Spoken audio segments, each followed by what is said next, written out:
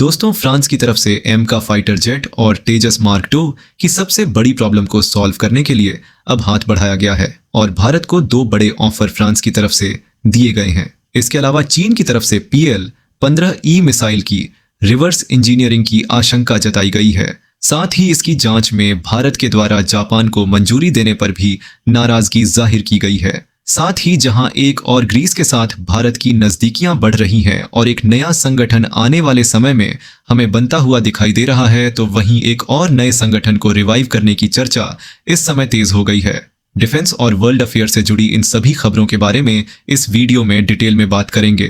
पहले बात करते हैं फ्रांस की। फ्रांस की दिग्गज एरोस्पेस कंपनी साफान ने भारत को दो खास ऑफर दिए हैं। दोनों सीधे जुड़ते हैं हमारे घरेलू फाइटर जेट प्रोग्राम तेजस मार्क 2 और एमका से। साफान ने GTRI यानी गैस टरबाइन रिसर्च एस्टेब्लिशमेंट और HAL को दो रास्ते बताए हैं। पहला, एक ही इंजन दोनों प्लेन के लिए, दूसरा दो अलग अलग इंजन हर प्लेन के लिए अपने हिसाब से। दोनों ही तरीकों में मकसद सीधा है भारत को हाई थ्रस्ट, भरोसेमंद और पूरी तरह मेक इन इंडिया क्षमता देना। साफान कहता है TJAS मार्क 2 में अभी जो जनरल इलेक्ट्रिक F14 इंजन लगेगा उसकी जगह हम AIM-80-84 दे सकते हैं। थ्रस्ट पावर इसमें लगभग 95 से 65 किटन होगी, यानी F14 250 से भी ज्यादा ताकत होगी। टेक्नोलॉजी यह डसोल्ट राफेल वाले मौजूदा M88 का नया वर्जन है, लेकिन कोर और आफ्टर बर्नर दोनों को अपग्रेड किया जाएगा। प्लग एंड प्ले डिस साफान का दावा है कि TJS मार्क 2 के ढांचे, पिछले हिस्से या लैंडिंग गियर में कोई बड़ा बदलाव नहीं करना होगा। TOT पैकेज सबसे अहम बात, ट्रांसफर ऑफ टेक्नोलॉजी सैफरनॉन पूरे डिजाइन, मटेरियल और मैन्युफैक्चरिंग प्रोसेस का नॉलेज भारत को देने को तैयार है। मतलब आगे चलकर यही engine made in India Rafale में भी काम आ सकते हैं। दूसरा ऑफर एमका के लिए है, भारत का 5th generation style fighter jet, जिसमें दो इंजन लगे होंगे। थ्रस्ट पावर करीब 120 किटन प्रति इंजन, ताकि एमका सुपर क्रूज और स्टेल्थ दोनों में कमाल कर सके।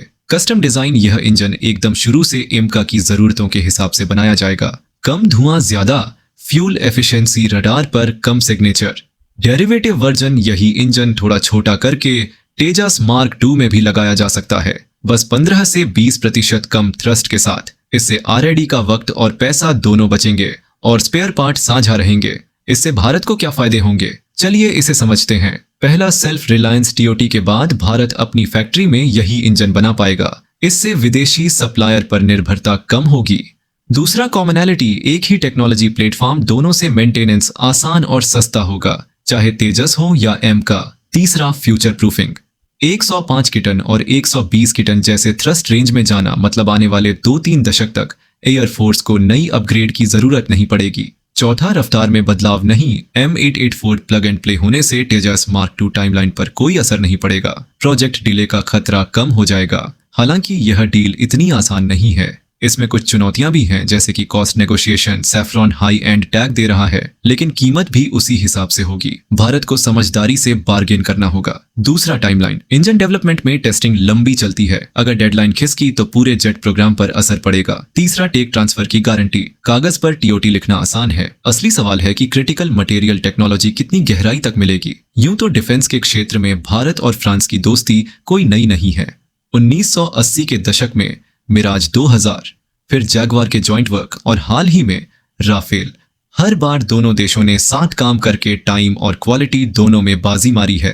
साफान का यह नया ऑफर उसी भरोसे की अगली कड़ी है। साफान की यह दो इंजन ऑफर सिर्फ टेक्नोलॉजी नहीं, एक मौका है भारत को अपनी लड़ाकू विमान क्षमता में आत्मनिर्भर बनने का। अपगण भारत सरकार HAL और GTRI के पाले में है। सही फैसला सही वक्त पर हुआ तो 2030 के बाद आसमान पर गरजते तेजस और एमका दोनों के इंजन भारतीय फैक्ट्री में बनेंगे। यहाँ पर दोस्तों, हो सकता है कि आप में से काफी सारे लोग यह सोच रहे होंगे कि फ्रांस के साथ भारत ये डील क्यों करेगा, क्योंकि फ्रांस ने तो राफेल के सोर्स कोड भारत को देने से मना कर दिया था।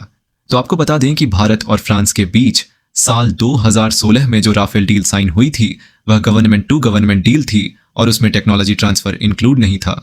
जिस तरह से हाल ही में F-35 की तरफ से भारत को गवर्नमेंट टू गवर्नमेंट डील के तहत ऑफर दिया जा रहा है, F-35 उसमें भी टेक्नोलॉजी ट्रांसफर से लेकर कोई भी ऐसी सुविधा भारत को नहीं मिलेगी।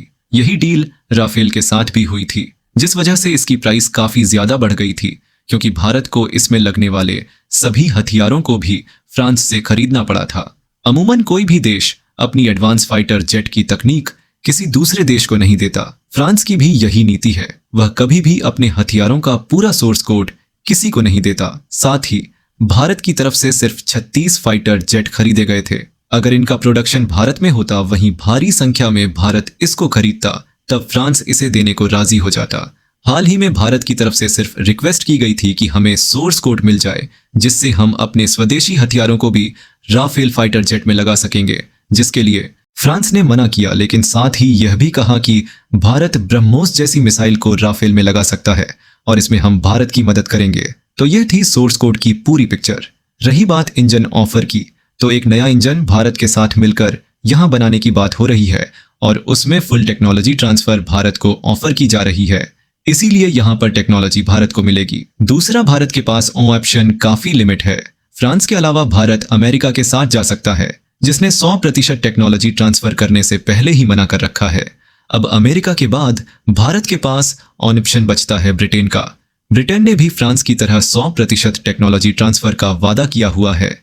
अब भारत के पास फ्रांस, अमेरिका और ब्रिटेन में से ही एक देश को चुनने का मौका है।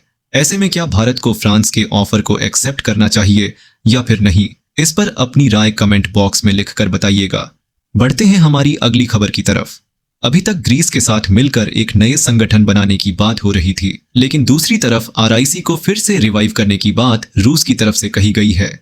रूस चाहता है कि अमेरिका को काउंटर करने के लिए भारत, रूस और चीन साथ में आए, लेकिन जिस तरह से चीनी हथियारों का जमकर इस्तेमाल पाकिस्तान ने भारत के खिलाफ किया, उसको देखते हुए इसकी संभावना काफी कम लग रही है।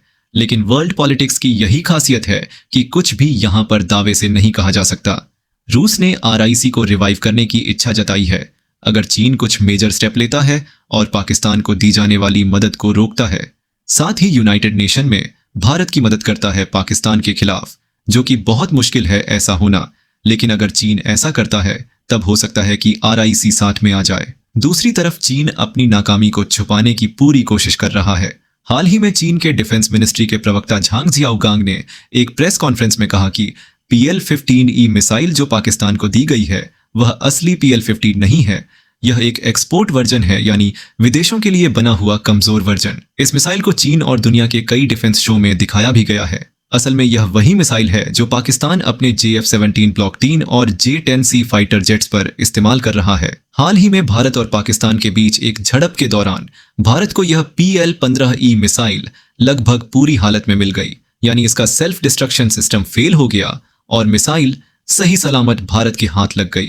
भारत के डिफेंस एक्सपर्ट्स इसे एक इंटेलिजेंस गोल्ड माइन कह रहे हैं, क्योंकि अब भारत इस मिसाइल की टेक्नोलॉजी को खोलकर समझ सकता है, कैसे यह टारगेट ट्रैक करती है, जैमिंग को कैसे झेलती है और अपने फाइटर जेट से कैसे कम्युनिकेशन करती है। अब जाहिर है चीन को इस बात की चिंता है कि भारत इस मिसाइल को रिवर्स इंजीनियरिंग कर सकता है, यानी इसकी कॉपी बना सकता है या इसके जरिए अपनी मिसाइल टेक्नोलॉजी को बेहतर कर सकता है। हालांकि चीन यह कह रहा है कि डरने की जरूरत नहीं है, क्योंकि यह जो वर्जन पाकिस्तान को दिया गया है वो उनके असली मिसाइल से कमजोर है। लेकिन फिर भी भारत के हाथ लगी इस मिसाइल की मदद से भारत यह समझ सकता है कि चीन किस तरह से मिसाइल पर काम करता है, जिससे चीनी मिसाइल को आगे टैकल करने में भारत को आसानी होगी।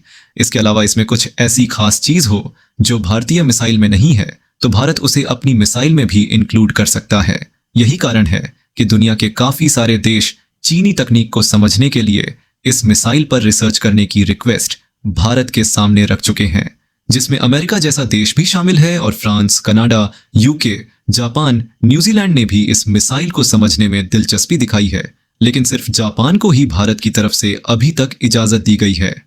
अमेरिका का भी एक प्रोग्राम है FMI, यानी फॉरेन मटेरियल एक्सप्लॉयटेशन, जिसमें वह दूसरे देशों के हथियारों का डीप एनालिसिस करता है और इसके लिए इस मिसाइल में रिसर्च की रिक्वेस्ट इनके द्वारा की गई है। बहरहाल दोस्तों, क्या अमेरिका, फ्रांस जैसे देशों को इसमें रिसर्च करने की इजाजत भारत को देनी चाहिए या फिर नहीं? इस पर अपनी राय कमेंट बॉक्स में लिखकर बताइएगा। इन्फॉर्मेशन और वीडियो पसंद आई हो तो वीडियो को लाइक करके हमारी आने वाली डेली ऐसी वीडियो के लिए चैनल को सब्सक्राइब कर बेल नोटिफिकेशन को जरूर दबा लें। फिर मिलेंगे ऐसी एक नई वीडियो के साथ।